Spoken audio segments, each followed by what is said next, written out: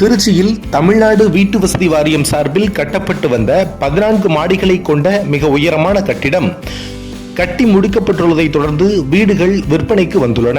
பழைய பால்பண்ணை அருகே வரகனேரி பகுதியில் கட்டப்பட்டுள்ள குடியிருப்புகள் மிகவும் தரமானதாகவும் நவீன முறையிலும் அழகிய வடிவமைப்புடனும் கட்டப்பட்டுள்ளன. இதில் புதை சாக்கடை வசதி, தீயணைப்பு கருவிகள், ஜெனரேட்டர் வசதி, கண்காணிப்பு கேமரா, 2 லிப்டுகள், படிக்கட்டுகள், சுற்றுச்சுவர், வாகனம் நிறுத்தும் வசதி உள்ளிட்ட பல்வேறு வசதிகள் செய்யப்பட்டுள்ளன.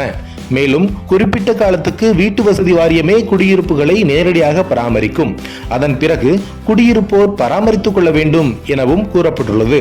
தமிழ்நாடு வீட்டு வசதி வாரியம் சார்பில் வரகனேரி பகுதியில் உயர் வருவாய் பிரிவினருக்கு விற்பனை செய்வதற்காக 14 மாடிகளுடன் வீடு கட்டும் பணி 2020ஆம் ஆண்டு தொடங்கியது. இதில் வரகனேரி பகுதி அடுக்குமாடி குடியிருப்பு திட்டம் கட்டி முடிக்கப்பட்டு பொதுமக்களுக்கு விற்பனைக்கு தயாராக உள்ளது.